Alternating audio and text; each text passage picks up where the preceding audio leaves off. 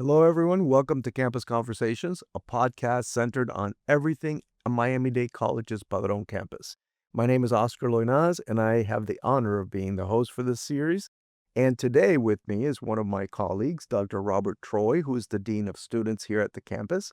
And this whole idea of having you here today started out because Dr. Troy has been donating books to our learning resources, which is our library, for a while now. And we started talking about how important that was and what a good service that does to our community, and thought that we kind of have a conversation about that. But before we start, can you share a little bit about what your role is here at the campus? Sure. So I'm the Dean of Students. Have been here for 8 years.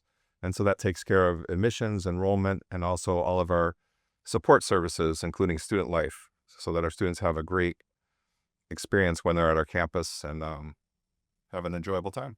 Wonderful. So how did you get into the habit of bringing books and donating books to our learning resources? Well, I really love reading. And that's not true. That's really funny because when I was a teenager, I really didn't like reading at all. I mean, we had to read Catcher in the Rye, Shakespeare in high school. They made us force us to read these things. And I wasn't really into that. I was really into science, as you know, I got my science degree.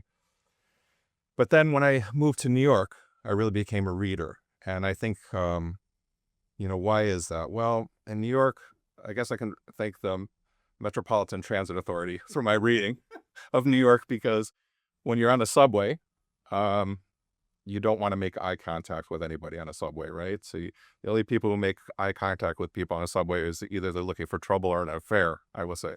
So I wasn't looking for either when I lived in New York. So I read books, right? And I really started reading and really loved reading. I found some books that I really loved, really mostly fiction.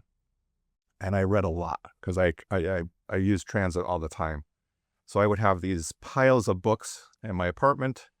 And I said, you know what? I'm only going to keep the books I love, and that's hard to do. And the books I'm like, okay, they were great, but I'll donate them to the New York Public Library. So the local branch where I was living, I would just have these shopping bags full of books. I always get hardcover because that's what I like. Brought them to the library, and that's how I always started donating books. And they appreciate it. They either sell them or use them in stock, and I like sharing those experiences. Was there a book in particular that really kind of has, well, not that got you to read more, but a book that you think back and you're like, that was something that changed my life? Well, I will tell you, I do remember. There's some books I do really remember a lot. And you know me, I don't remember anything, right? So there are books that I really remember, and one stands out when I was actually not the subway but taking the bus. It was the express bus back to the Bronx. And it was a book called Life and Death Are Wearing Me Out by Mo Yan, which the title in itself is really funny, and the book is hysterical. I remember just turning the first page, and I just started reading this, and I'm just laughing out loud. It was just, it totally absorbed me, this book. And it's about a person it was a Chinese author who he had committed a crime, and so he's in hell, right? But now he gets the opportunity to go back and try to correct that he did not do the crime. And he goes back as different animals. So it's really quite good. It's about this thick. It's a long book, but I just love that. And so what I've done over my years is I have a place where you have your television. I don't know what you call that, but in that there are two big drawers, right? So one drawer has all my CDs for opera, because the opera thing I love. And then the other drawer has the books I could not part with. So there are books, and I know people who read can say, oh, there was thousands of those. No, there are books that I can never give up. I couldn't give them back. I could not donate them. Do you ever go back and reread them? Yes, I've read some of them, and I really, they meant so much to me for whatever reason. They resonated with me so much that I've kept them in that drawer, and I go back once in a while and revisit some of them. Yeah. So you mentioned your drawer of CDs for operas and your drawer for books, hardcover books. In a world of digital where now it's like, music, you can just download it, books, you can, read them on your Kindle. Yeah. What value do you think these I'm going to call them old style, tools have in our society today? I mean, I think like the CDs, I don't even know where I can play those anymore, right? I still have them, but I don't know where I'm going to do with them. In terms of books, I just love the hardcovers. hardcover books where I can hold that in my hands, turn the pages, and really absorb in the book. You know, when you read a book, what I really love, like we talk about opera, right, is a thing I love. You go to an opera, you have the theater, you have the story, you have the music, you have the singing, you know what that person looks like, you have the sets. But when you read a book, that's not true at all, right? The author is describing to you, you know, let's say Johnny, right? And you read the book about Johnny, and I read the book about Johnny, and they'll look completely different. So part of reading the book is actually being creative. We're creating part of the story with the author, which I think really turns me on, right? That's a really cool thing, that we're going through a process that's also creative as well as learning. So I think I like that process much more in the old way with that hardcover book. Now, one of the things I heard about the Kindle, is that a Kindle? Yeah. Is that you could, when you're reading, if you don't know a word, you could press on it, tells you the definition, you know, all kinds of things you know, and it's much more portable. I mean, a lot of time, you know, hardcover can be heavy, but I still would prefer the old way.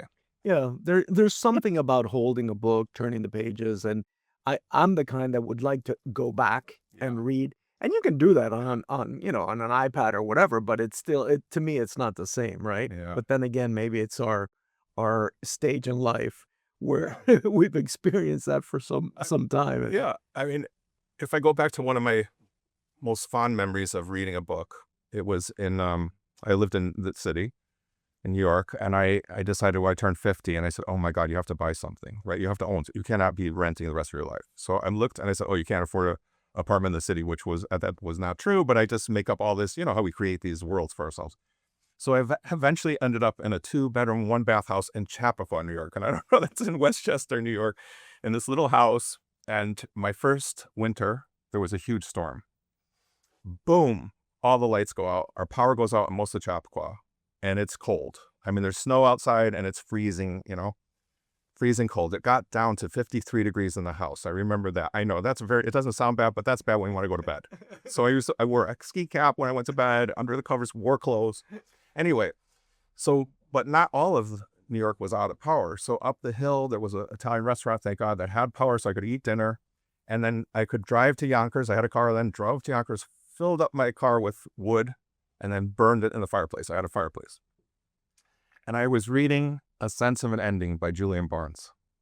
And I mean, I'll never forget that experience, never in my life. That book, and I'm trying not to get emotional now, but it made me cry, it made me laugh, and I was just sitting in my chair by the fire, you know, reading that book, and I don't think I'll ever forget that experience.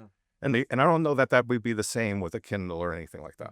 It was just a beautiful experience. Plus, the power would go out. I don't know if you might lose all your books.